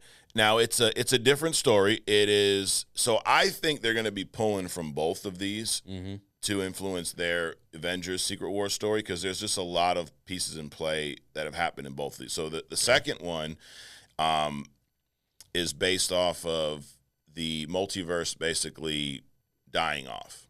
Okay. All these universes, one by one, are dying. There's two left. There's Earth 1610 and Earth 616. One of them being the Earth where Miles Morales was from, right? So in the start of this series, these two universes are now colliding, an incursion, which we've heard this in the MCU several, like Doctor Strange, they talked a lot about incursions there. We saw some dying universes. So a lot of these pieces have been kind of put in place subtly in the background. And the 2015 Secret Wars does kind of reset the timelines in the comics a little bit. And I won't get into all of it. I do think y'all should definitely read this line. A lot of people ask us, hey, tell us what you read and suggest some stories. I suggest the Secret Wars 2015, which we can dig into this, Adrian, maybe do a review next week on the 2015, and we can compare it to the original. But in the 2015 one, you get to see God Emperor Doom. Okay. So we did a while back, we did a King of the Comics tournament where we went through all these characters and have different versions and whatnot. And that's kind of what triggered the Hidden Gem segment, is you were talking about some of these really super powerful versions of Thor and stuff like that. Now, God Emperor Doom is one of those top tier from a power standpoint, and we really get to see it. So in this version, the battle world is created by Doom. He pulls pieces of all of these dying universes together. And then he has, they're not called heralds. They're, the fuck are they called in this? Basically like some type of generals that kind of are in charge of each domain. Sinister is one of them. There's a few others. Thanos is in this. So it's like a lot of these characters that we've seen have already been introduced. But yeah, this one's really cool. And a lot of the story's based around two versions of Mr. Fantastic. One, your typical Reed Richards, and then the other is this guy called the Maker, which is like an evolved form. He's actually younger, but has been around. I don't know, it's really confusing. But so you kind of see these two work together, butt heads, but great story. How does this pertain to the MCU? I do think they're going to do a reboot or a reset. I think they need to. And a lot of these like timeline pieces have been set, like the tree from Loki, the big green tree at the end when he ties all the timelines together. That is featured in this as well. Doom sitting there. So we've heard rumors of Doom being a big part of the MCU. Mm-hmm. The only issue with this is there's a lot that they have to do to get to something like this right now because of where the MCU is right now. It shit's just kind of all over the place. Right. And if this movie's coming out in 3 years, there's a lot of work they need to do. Right. But I do think that Secret Wars could be a great reboot. And this is where it would allow them, Adrian, to have a lot of fan service, I believe. We were talking about these cameos and stuff. And in a battle world with different variants, different universe, you can have these kind of excuses for these other characters to pop up because it's not, the Tony Stark issue, right? It's not our Robert Downey Jr. that died. It's Iron Man from another universe. So a lot of this could be done. And it's going to be one of those where I believe you can kill characters that aren't really dead because they die in the battle world. That normally doesn't translate to the real world. So kind of like Rhodey, right? Yeah. He got replaced as a scroll at some point, mm-hmm. and real Rhodey was asleep somewhere. Yep. So this could be like a great reset. We can undead Tony Stark. Sure. We can undead Quicksilver. Yep. We can do a lot of things. Yep. Just completely reset this thing back to Christopher Reeve. So. But to your point, you could undead Tony Stark, but have a new actor play him because now it's a new variant, new version, right? And by then, Robert Downey Jr. would be 70. By the time we don't want happens. We don't want to see that. So then Tom Cruise could slide in and play Iron Man, or not, or not. But to your point, yeah, you can definitely do. And I do think that's where they're going. Sure. So to answer the question, how would they do a reset? Well, I could see, and I think it starts with Deadpool and Wolverine because that's allegedly going to be, and that was a rumor that would play a big role in forming the Secret Wars story. Sure. So maybe something in that movie happens that then triggers this battle world to be created, or maybe Deadpool fucks the timelines up so bad that he causes an incursion, and these universes start, deleting themselves or whatnot. So it can definitely be done. And I do think that if they do it that way, we kind of posed the question and agree to disagree, like what universes I think we could see some of these universes fighting each other. I think that'd be cool to see the Fox universe come in to Battle World, and now they're fighting the MCU. And then Deadpool with his fourth page concept, and he's like pitting them against each other, right? Probably sitting on the outside of everything, eating popcorn, watching these different channels fight each other. That'd be interesting. Yeah. But yeah, I definitely think that this could go anywhere. Yeah. Anywhere. And also agree that this is probably just the start of this. But I'm wondering what other movie is going to pick up immediately after Deadpool to then kind of steer this ship toward that direction. Right. Yeah, and that's a good question because there's so much unknown after that. Right. I mean, you got the Fantastic Four. Right. How big of a piece is there? Because Fantastic Four, they play a big role in both of the Secret War stories. Oh, absolutely. They're multidimensional jumping. They're time jumping. Even the movie is supposed to come out in two different timelines. Yeah. So I think that's going to be kind of critical. Right. So, I mean, it's going to be an interesting ride over the next probably, 10 years? Yeah. Yep. Absolutely. And at the end of the original Secret Wars, Reed Richards is the one who builds the portal to bring everybody back. So that he is a massive character. And then in the 2015 Secret Wars, he's also very instrumental in the end of that. He receives the powers from the Beyonder at the end. Doom basically gets these powers and steals Reed Richards' life. Like Sue Storm is by his side in this once they get to Battle World. So Reed Richards is a big play. So I guess my point is Fantastic Four would have to be that film that kind of steers this ship after Deadpool. Right. If they're going to adapt elements from the comics. And they all, I don't say always, but normally when they adapt the story, they do take some elements from the comics and fit them into the MCU story. But if they're going that route, they need the Fantastic Four to be a big piece. So you got that movie, and then Captain America he was a big piece of the original story. I don't think he wasn't as big of a chunk of the 2015 one, but now we're dealing with Falcon America, so maybe that movie plays a big role in this as well. Who knows? Captain Falcon. Captain Falcon. Now, we've not seen Galactus yet in the MCU. No. Now that we've seen some of these Celestials, like he's Celestial size, right? He can be. Yeah. He could be 20-something feet all the way up to the size of a planet, yeah. Or even bigger. Yeah. So, I mean, now do you think they could do Secret Wars without Galactus? No.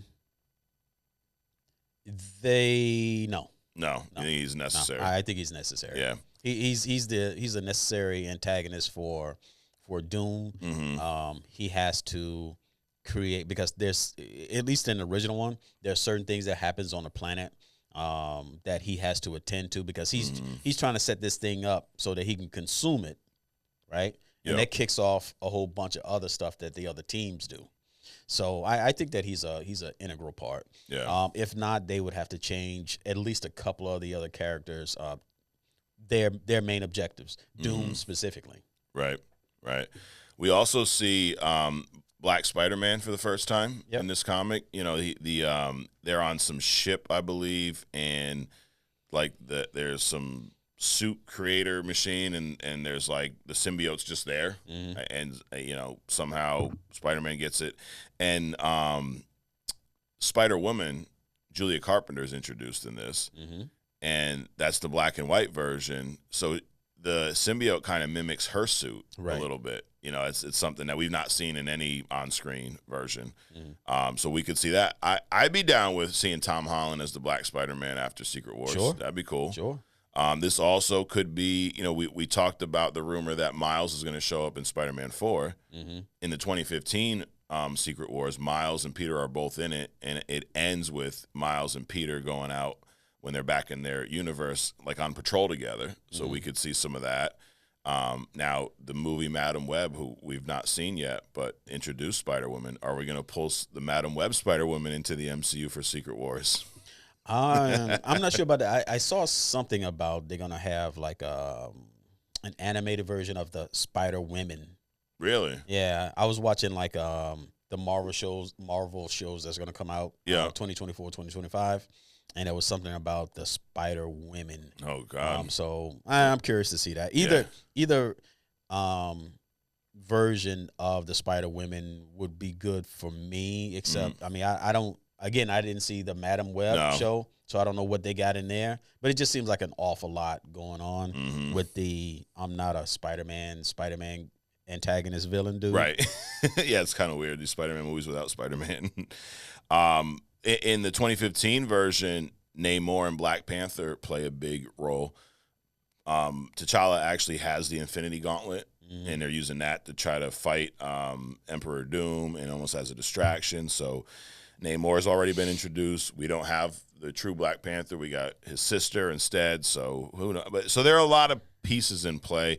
Now, one thing that the Secret Wars story, I think, gives them the opportunity to do is, if done right, it can be bigger than Endgame. Sure. With all these characters and then a battle world where they're not here on Earth, so it's like you can literally cause mass destruction and not worry about innocent people, you know. So I think it has the potential to, if done right, maybe they should bring the Russo brothers back. We've said that before. Sure. But if done right, I think they could top what they did with and it would be better than Zack Snyder's Justice League as well. The Eternals was I'm just I almost put that on Agree to Disagree, by the way. Really? Side note, so Sue Richards. Now, this is a character. I probably do her as a hidden gem at some point, but from a I did? Yeah. I did. So, but what I didn't realize until just now when you said that Doom took Susan as his bride or whatever. Yep. I've seen that in the comics. So that to me puts Sue Richards at a whole different level above most of the women in the comics, right? Yeah. So she's married to Reed. She has an affair with Namor, right? Namor goes and want to battle the whole surface world, kidnaps her, takes her to Atlantis, right? So you got this superpowered person that's interested in her besides the husband, right? Right. And Doom always covets pretty much everything that Reed has. Yes. Anyway. Yep. So, he won't admit that Reed is more intelligent than he is. Right. But, and so he uses that as a point of contention between them and all this other kind of stuff. But then he steals his wife. So I just hope. So Sue is a special kind of woman in the Marvel universe, as far as a character. And I hope that the next Sue Richards actress portrays that. Yeah. It's almost like a kick-ass whatever her Kennedy chick was. Oh yeah, yeah. You know what I'm saying? It's just weird. I mean, she's almost like royalty. Yeah. In the Marvel comics. Yep, everybody's chasing her. But to your point about Doom pretty much being jealous of Reed, right? Right. That is what, at the end of the Secret Wars, the second one, what kind of helped him defeat Doom, because he pointed out the fact that, dude, you stole, the first thing you did when you got all this power, this God power, was you stole my life. Like, you're that insecure that you want to be me.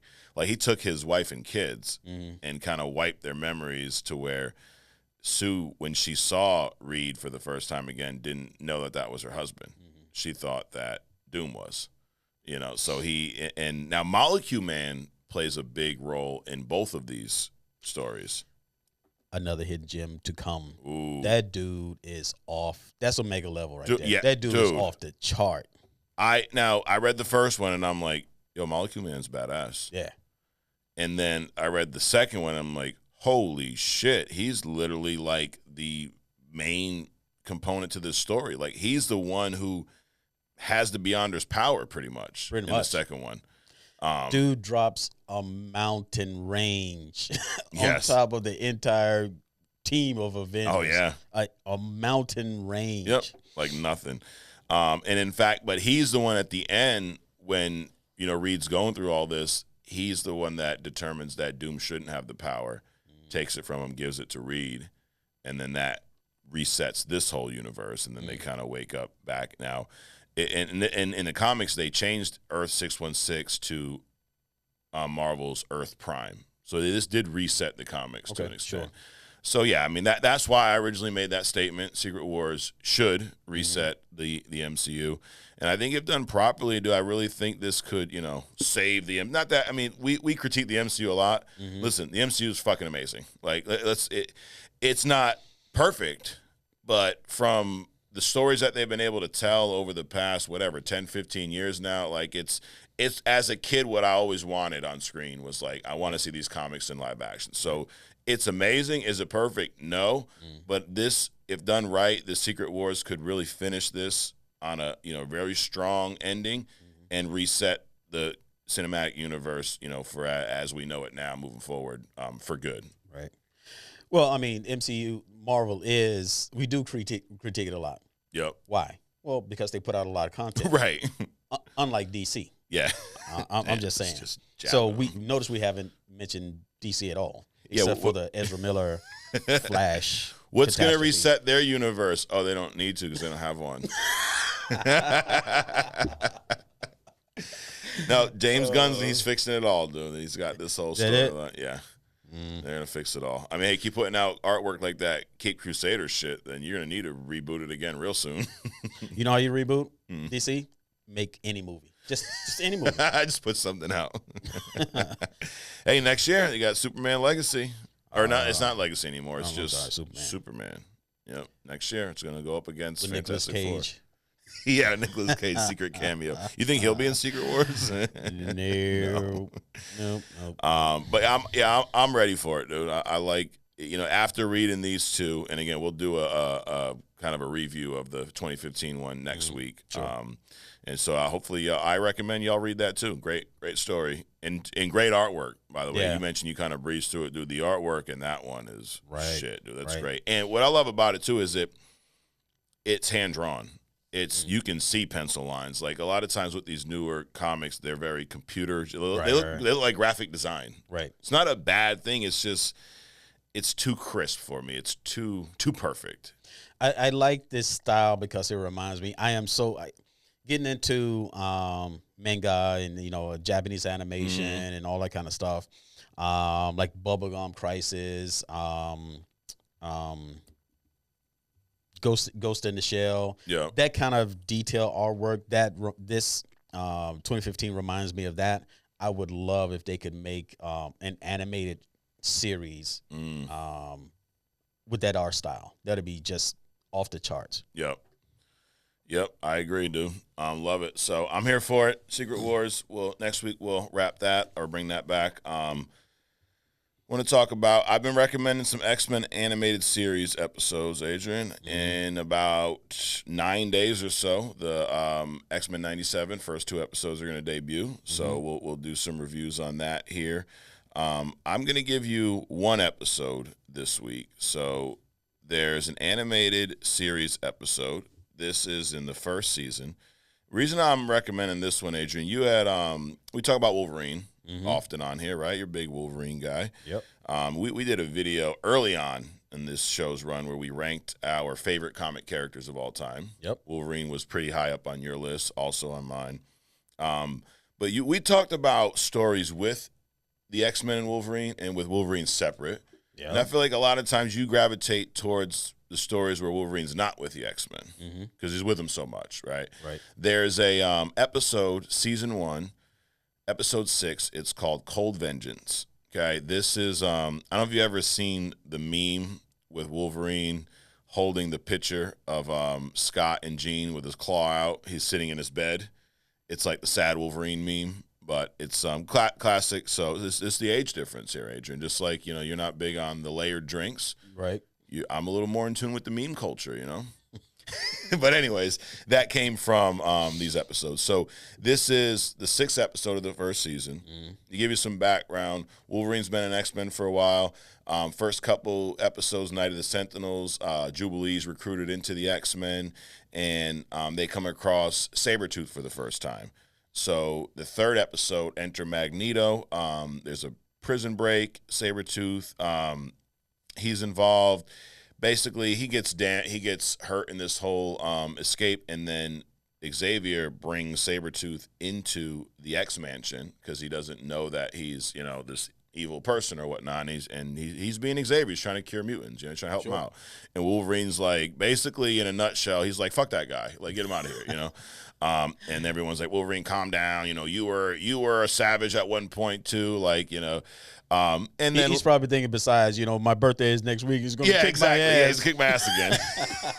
And then X-Men leave for some mission, and they leave Jubilee to babysit Sabretooth. Now he's locked up. He's got these kind of arm restraints on, and he convinces Jubilee to let him go because the arm restraints are too tight. And of course, the minute she loosens him up, he snatches her. He escapes, whatever.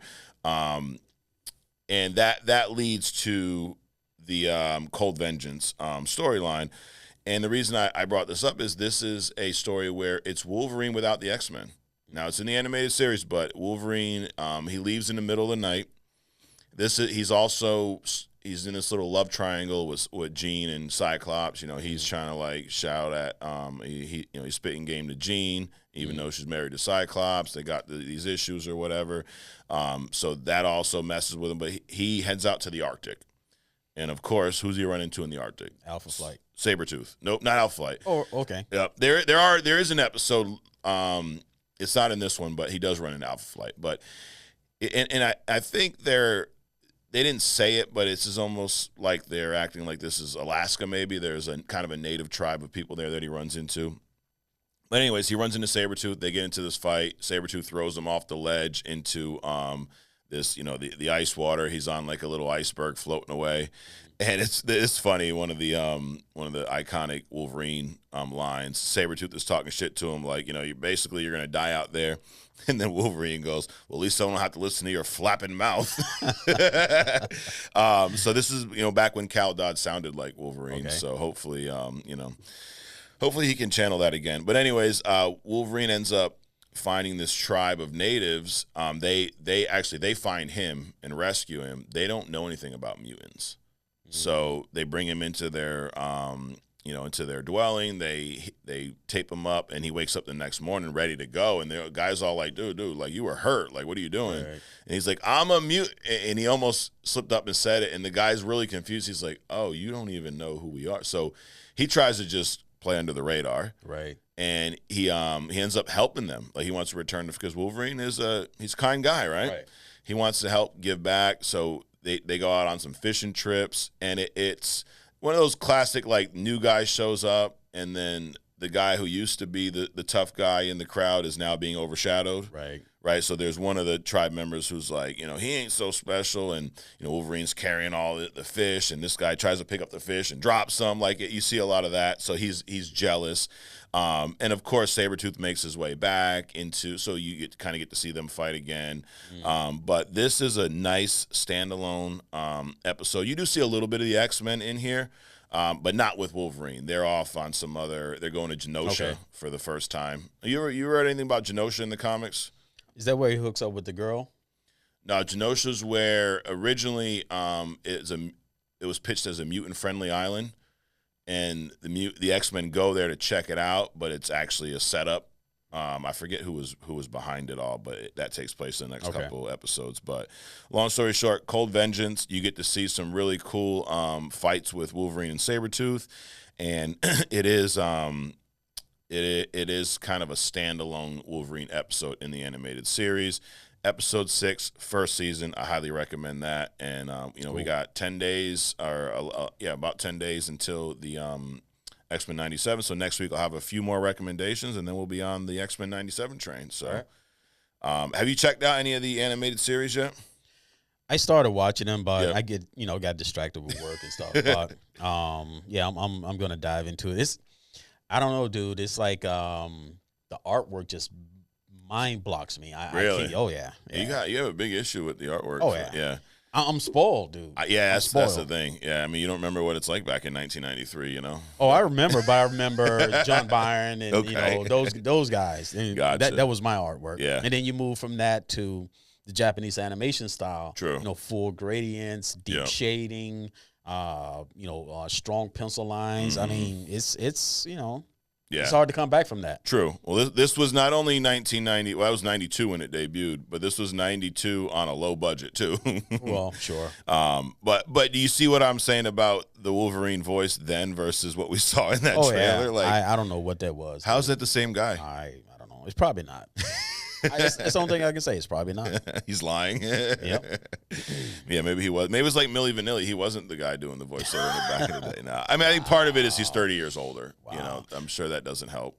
But let me ask you this: so, Japanese animation been around since late 60s, 70s. Yeah.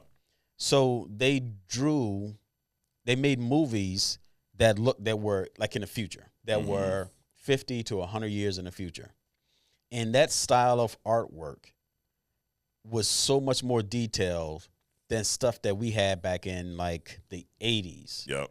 I mean, it's like, why was that not adopted universally? Why did they choose that comic book style? So obviously the technology was there. I mean, some of that stuff even back then was like better than some of the early CGI. Yeah. Which was crazy to me. My guess would be budget.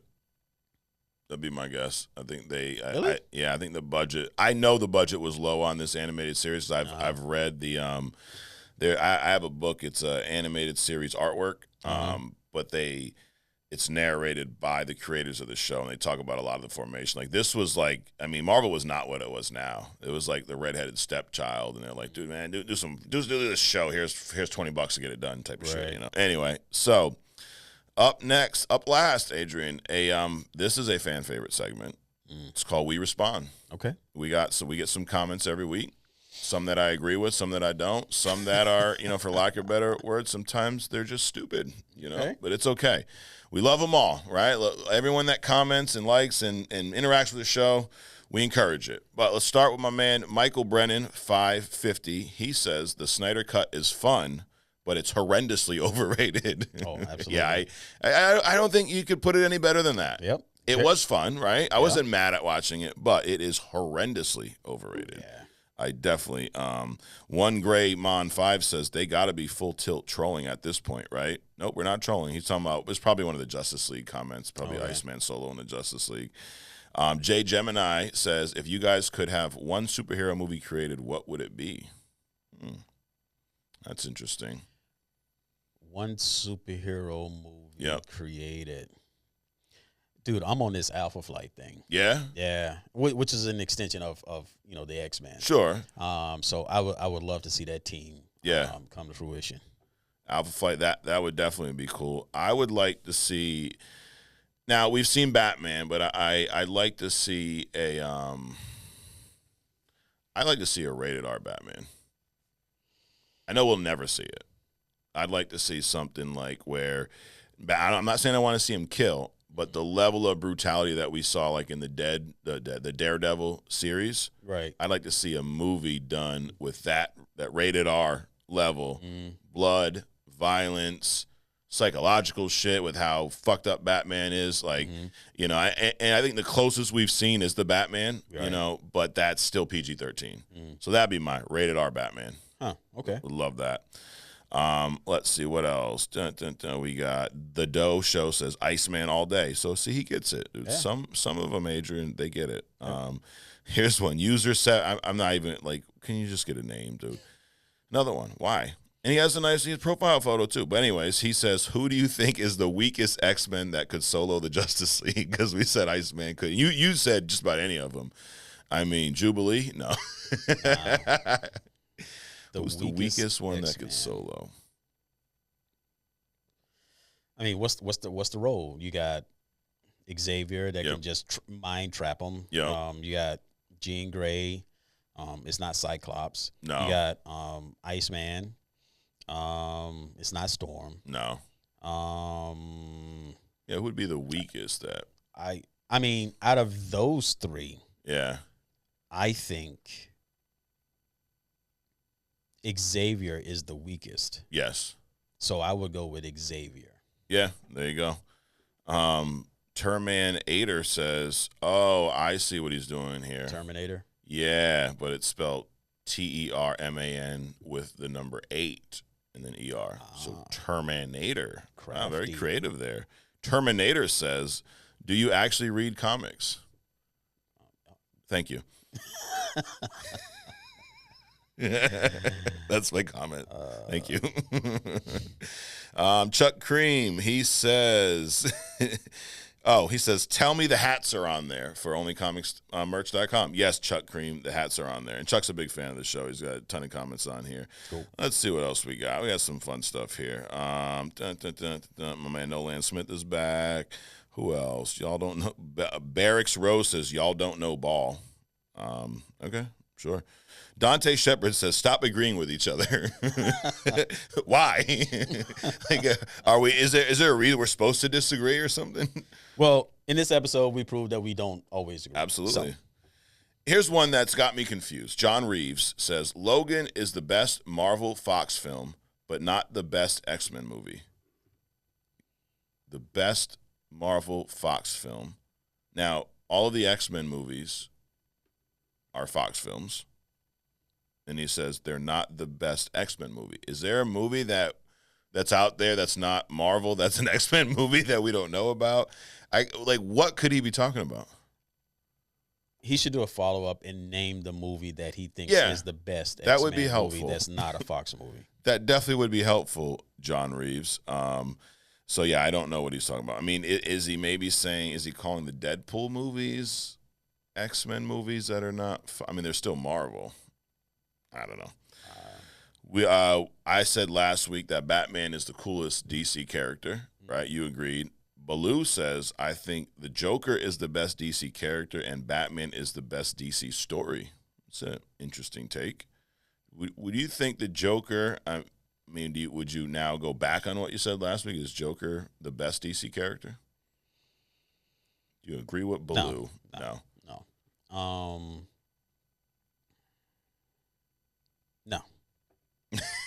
That's it. No.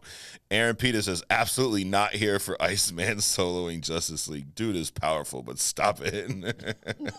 Aaron's confused, Adrian. That's okay. It is okay. I mean, we can't expect everyone to be at our speed, It is what it is.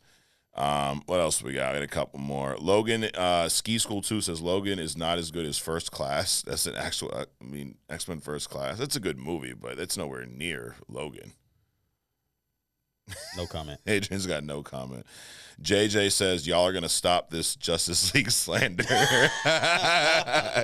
JJ, we are not going to stop this Justice League slander. Put out a movie and maybe. DC put out something. I'll take an animation at this point.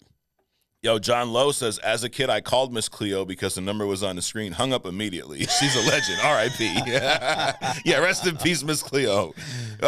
We need some more Miss Cleo fans to let us know. Like, Sure. If you called, what did she tell you? Did any of it come true? You think Miss Cleo could solo the Justice League? Wow. Definitely. Damn. Jay Fugati 1 on YouTube says, just discovered the podcast. You guys do an amazing job. Cool. Oh, an amazing job. Well, I read this wrong. He said, just discovered the podcast. You guys do an amazing job. Nice. You agree with that? I most certainly do. I think so too. I agree too. Thumbs up? Yeah, I guess a thumbs up and an agree. And I know people want us to disagree, but we're not going to disagree on that one. Not on that one. Nope.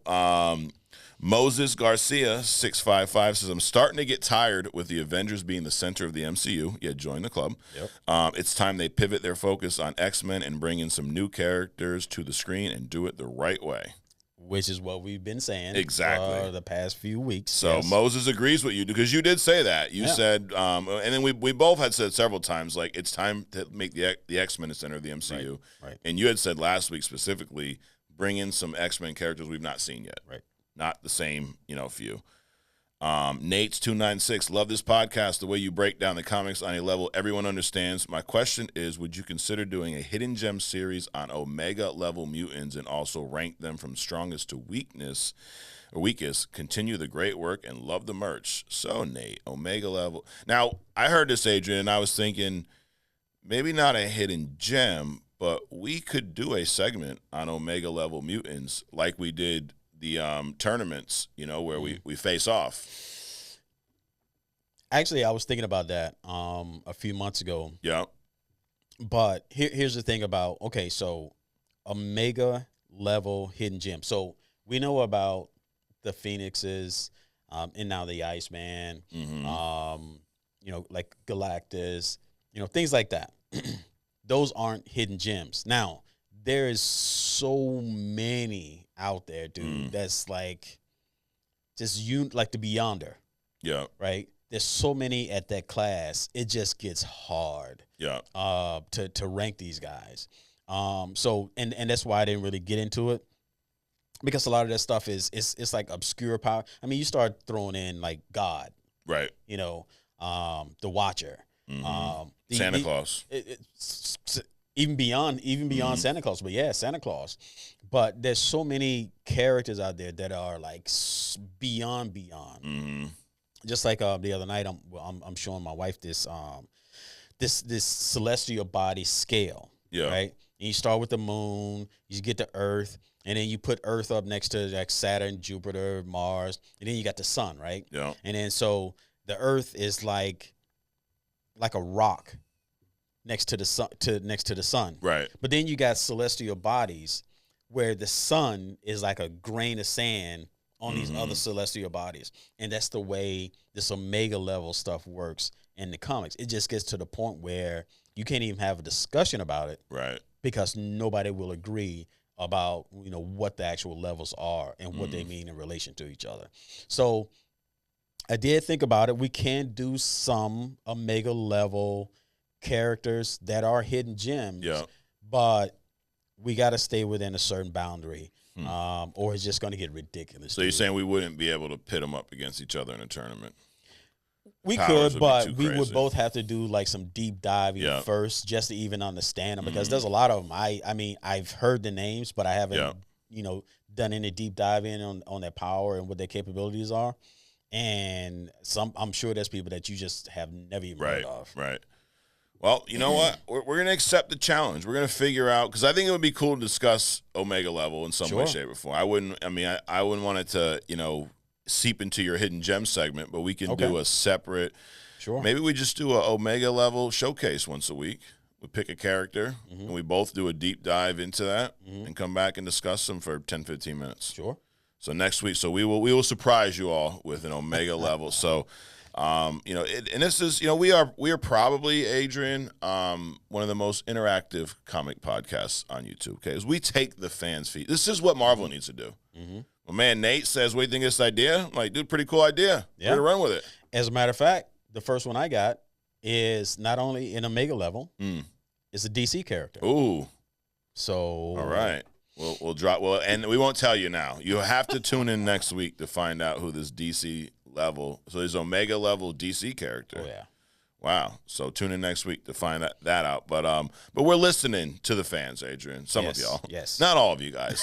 Yeah. Like JJ, who wants us to stop the Justice League slander. Not happening. I mean, in fact, I did say today that Batman would solo the Justice League. So let's see how everyone feels. Let's see how delusional everyone is about that. Yeah, that's going to be interesting. Yeah. Watch the animated episode. You will understand why. Oh, is it Doom when he's got the plans? Yes. Yes. I've not seen it. Somebody broke into the Justice League computer system. Yeah. And stole those plans for how to destroy. And he had to admit that, he's like, I got the dirt on all of you. Yeah. From the time I meet you, I figure out how to because just in case, he's got this contention with Superman. Yep. Which is why he carries the kryptonite around. Yep. And all this kind of just in his stuff. pocket. You never know when you're gonna need a little kryptonite ring. Yep. No doubt. Well, there you have it. Another nice, fun response. So keep the comments coming, and hey, we may respond to you in a video. We appreciate you guys tuning in, joining us. If you've not yet, I can't believe you'd go this far without hitting the subscribe button. Please do that. Share this with somebody else. Another great hidden gem, Adrian, and we're gonna be back next week. So next week we're going to do a deep dive into the Secret Wars 2015 storyline, right? So we'll talk more about Secret Wars there. And then we are going to showcase an Omega level character. And we're going to do a highlight on that and we'll still have your hidden gems. So you're going to get two characters next. Look at that. Yep. Dude, we take care of the fan. Look at that. We take care of them. They ask and we deliver. Unlike Dunkin' Donuts taking care of us with the box of Dude, Cheetos. I didn't see it I here would love today. to run on Dunkin' Donuts, but we can't. Can't do it. We're running on faucet water because that's all we have here, Good old city faucet water. You can taste all the nutrients that have been added and the fluoride and all the other mind control stuff that's in there. So anyway, Adrian, thanks for coming in. Always. And guys, thanks for joining us. This is Only Comics. This is the only comic podcast for you. There's no other one you need to watch, right? Why after watching this, would you need to watch another comic podcast? I don't think so. I don't think so. So anyways, you know where to find us. We'll be back here next week on Only Comics. We'll see you then.